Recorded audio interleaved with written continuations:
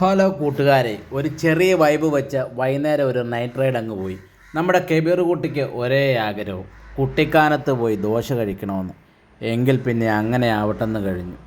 നല്ല സൂപ്പർ തണുപ്പും ചെറിയ മഞ്ഞും. കാരണം വലിയ മഴയൊന്നും ഇല്ലാഞ്ഞ കാരണം ഇന്നലെ ഫുൾ മഞ്ഞില്ലായിരുന്നു. എങ്കിലും പോക്കൊരു രസം തന്നെയായിരുന്നു. അങ്ങനെ ഞങ്ങൾ നമ്മുടെ കുട്ടിക്കാനത്തേക്ക് യാത്ര പൊയ്ക്കൊണ്ടിരിക്കുകയാണ്.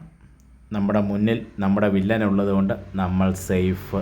നമ്മുടെ സ്വന്തം സർക്കാരിൻ്റെ ആനവണ്ടി.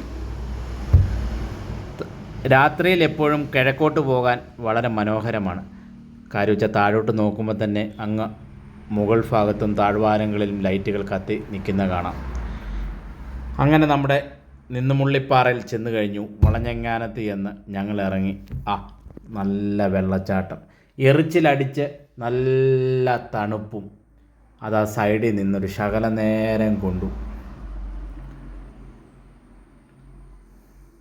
അങ്ങനെ ആകാശത്തിൽ നിന്നും തുള്ളിത്തുള്ളിത്തുള്ളിയായി വീണ് അത് വലിയ കണങ്ങളായി മാറി മലഞ്ചെരുവിൽ കൂടെ ഇങ്ങനെ ഒഴുകി ഇങ്ങനെ അണിഞ്ഞൊരുങ്ങിയൊരു അരുവി പോലെ ഇങ്ങനെ വീണുകൊണ്ടിരിക്കുകയാണ്. What A beauty! എത്ര മനോഹരമാണ് രാത്രിയിലെ ആ കാഴ്ച കാണാൻ. പാൽപ്പുഴ ഒഴുകുന്നത് പോലെ അതിങ്ങനെ ഒഴുകി ഒഴുകി ഒഴുകി താഴേക്ക് വരികയാണ്. ആ മഞ്ഞിങ്ങനെ പൊങ്ങുന്ന കാണാൻ എത്ര മനോഹരം! അവിടെ കുറച്ചു നേരം നിന്ന് ആ തണുപ്പൊക്കെ അടിച്ച് സുഖമായി ഒന്ന് നിന്ന് പിള്ളേരോടൊപ്പം ഒരു വീഡിയോ ഒക്കെ പിടിച്ച് ഫോട്ടോസൊക്കെ കുറച്ചെടുത്ത് ഞങ്ങളൊന്ന് കറങ്ങി.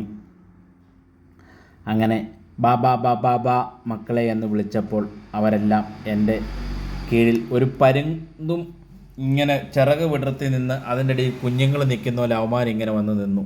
അങ്ങനെ ഞങ്ങൾ അവിടം കഴിഞ്ഞ് കുട്ടിക്കാനത്തേക്കെത്തി.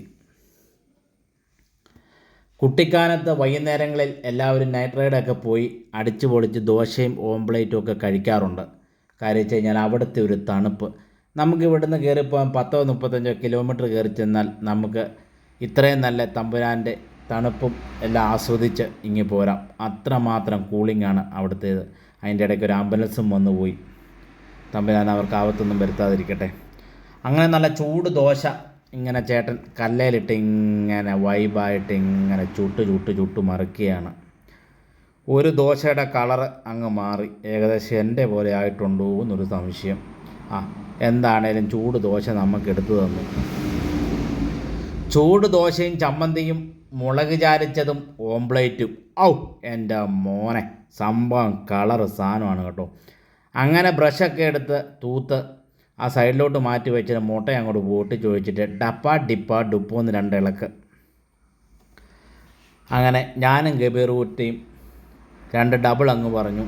അതെല്ലാം നല്ല ഉള്ളിയും പച്ചമുളകൊക്കെ ഇട്ട് നല്ല അരിഞ്ഞ് നല്ല ഉപ്പൊക്കെ ഇട്ട് ഇങ്ങനെ സെറ്റപ്പായിട്ട് ഇങ്ങോട്ട് കൊണ്ടുത്തന്നു. നല്ല കുരുമുളക് പൊടി ഇട്ടിട്ട് അതവിടെ ഇരുന്ന് ആ തണുപ്പ് അടിച്ച് കഴിച്ചു.